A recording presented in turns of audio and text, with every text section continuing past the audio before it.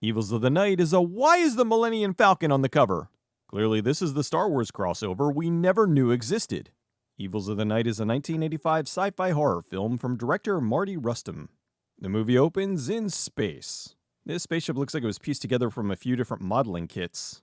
And now we cut to a completely different ship landing. Is this E.T.? Evils of the Night, but it's dawn. Oh, okay, it's night again. This couple's walking through the woods looking for somewhere to have sex. Turns out they aren't the only ones trying to do this. These two are in their 30s. You're telling me they don't have an apartment they can go to? Ah, well, whatever. It's sexy time. Couple number 1 is having a good time. It isn't until someone strangles the guy to death and the girl doesn't notice. I never expected an alien invasion to involve ski masks. Just then, someone or something gets couple number 2. Over in a hospital, the nurses just got back from their auditions for the Apple. They bring in Billy and just leave him out in the hallway. The two nurses start fooling around, so Billy escapes. So these guys are in fact the aliens. I love John Carradine. In his later films, he always looks like he has no idea what's going on. They're draining blood from the local teens, which allows them to survive hundreds of years. How old is John Carradine here? He's got to be at least 400. Billy escapes and the evil nurses go after him. The one shoots him with her super knockoff Green Lantern ring, which fries him with green energy. Meanwhile, juicy fruit, the taste is gonna move ya. Butt-O-Vision. These kids are having some good clean fun. Nearby, gratuitous nudity. Joyce catches Eddie spying on the rambunctious ladies. I want it now too, honey, but there's so many people around here. What are you touching my nipples like that? Seems the star of Crocodile Blondie is too much for this guy. Joyce wants sex, but he says no. It's my female, isn't it? 5 seconds later, it's nighttime. Pretty women can get men to do just about anything. Speaking of which, these girls almost get the guys to cook their wieners over the fire. The real test of a man is by what he's got hanging. All right. Let's see how long you can hold that over the fire. Eddie and Joyce break into this deserted house so he can take her to Bone City. Good thing this abandoned house is a mattress ready for lovers. Okay, let's be real. They're gonna have sex on some poor squatter's bed. The two head back to the car while Brian is trying to score. Outside the sex house, a ski mask alien is ready to break in. Is there something in the water that's making everyone horny? This movie has a lot of shtupping going on. The ski mask aliens grab Ron and Nancy. Joyce hears a noise and wants to go have sex somewhere else. Can't we go somewhere else, please? Joyce, you drive me nuts. This afternoon you wanted to make it with me in front of everybody on the beach. Now you won't even do anything with me. What was all that 30 seconds ago then? Joyce made the right call, as these two are the only ones in the entire movie to escape unharmed. And I know the perfect way to show some consideration for you.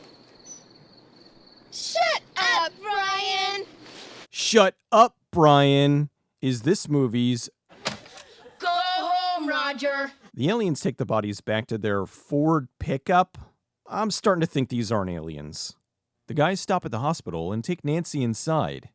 I think we're supposed to believe that the spaceship transformed into a hospital? How else do you explain a fully functional hospital in the middle of nowhere staffed by 5 people? Ron wakes up and he's stupid.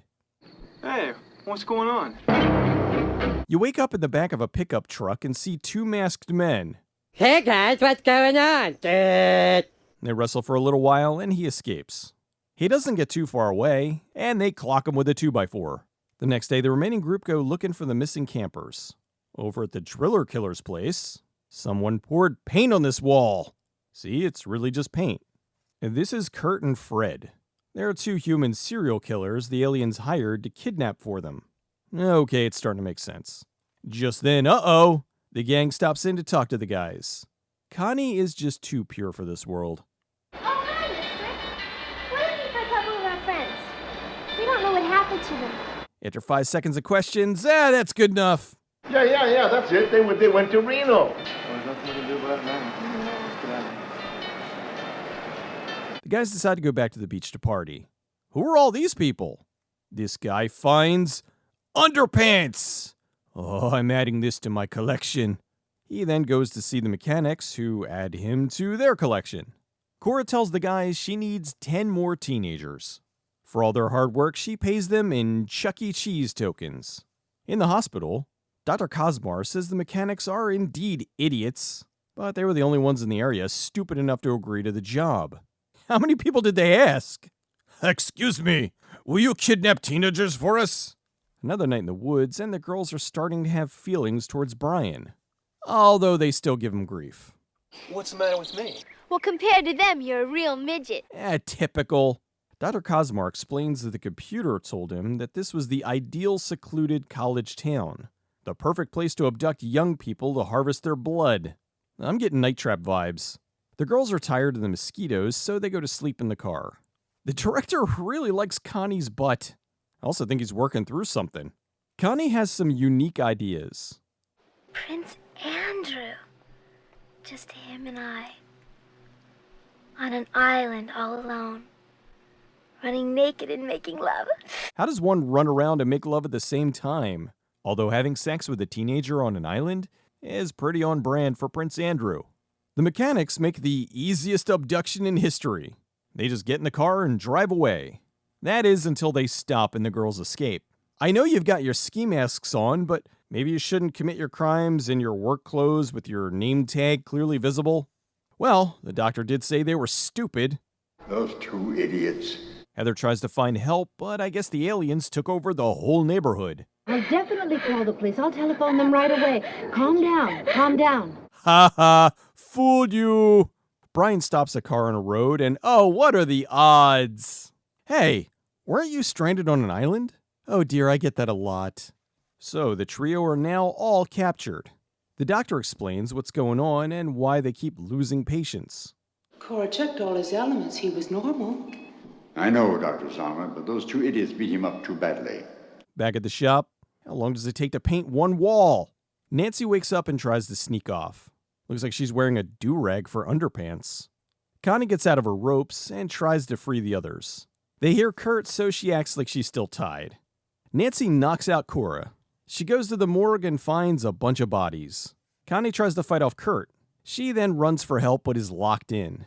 He trips and she drills him. Oh, he's fine though. And then he goes after her.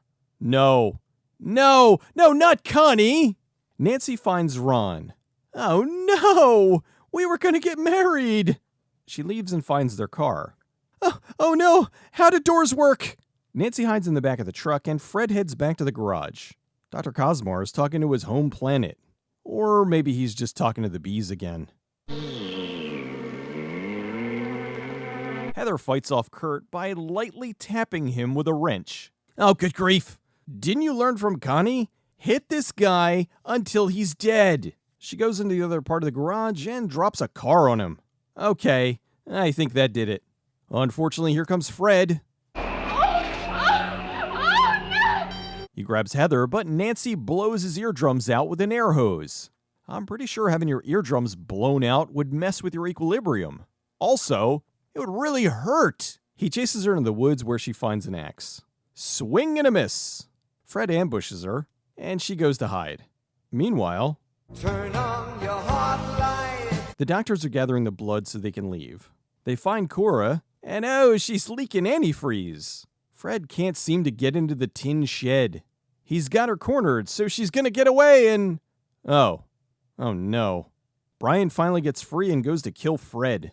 The doctors get in the ship and go back to their planet of model parts. But they take a moment to kill Fred because he's stupid. Brian and Heather get away in the truck and the aliens survived? Wow, that was a pretty down ending. Evils of the Night was shot in 20 days on a budget of around $180,000. The director, Mardi Rustam, was originally a producer. He graduated from film school at USC and really wanted to direct. After producing films like The Female Bunch, Dracula vs. Frankenstein, and Please Don't Eat the Babies, he decided it was time to direct. When he was young, he saw the movie The Day the Earth Stood Still, which gave him an idea. He wrote down his ideas and gave them to his business partner, Philip Dennis Connors, who fleshed them out into a script. The director had an agent friend who he contacted about the cast. The agent offered to contact some old and retired actors to work on his movie. Because of this, they were able to get Julie Newmar, Tina Louise, Neville Brand, Aldo Ray, and the always wonderful John Carradine. The original budget was $160,000, but with the addition of the named talents, they were able to get it up to $180,000. Kari Emerson was Nancy. Shortly after this, she was Linda in Shopping Mall. In 1989, she was in the TV movie From the Dead of Night, and then after that, she retired from the industry. Tony O'Dell played Billy. He was also in Shopping Mall as Ferdy. He's still working as an actor and acting coach in shows like Cobra Kai and Sydney to the Max. G.T. Taylor played Connie. I was genuinely surprised this was her first and last film. To spice up the movie, they hired some adult stars to have sex scenes. Crystal Breeze, Shane Taylor, Jerry Butler, and Amber Lynn. The characters never interacted with the main cast, which leads me to think that they were filmed after the fact and squeezed in for the international market. The movie played in theaters around the world and did very well financially. They more than made their money back, and the director was able to make a few more films like Savage Harbor and Follow Your Heart. Evils of the Night is ridiculous.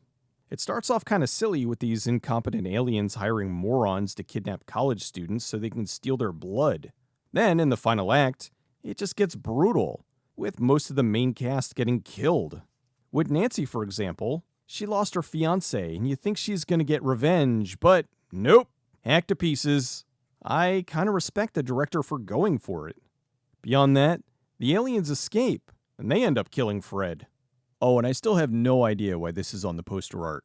If I had to guess, it's the same reason it was on the doors in Star Crystal. They did it and hoped no one would notice. Evils of the Night.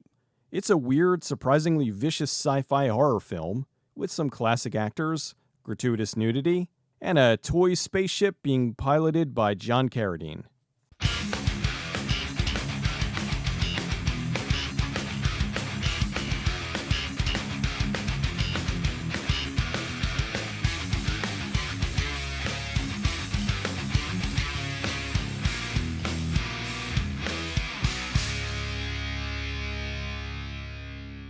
Last night I had this eerie feeling that something was watching us. What do you mean, something? Something hairy. Like a bear.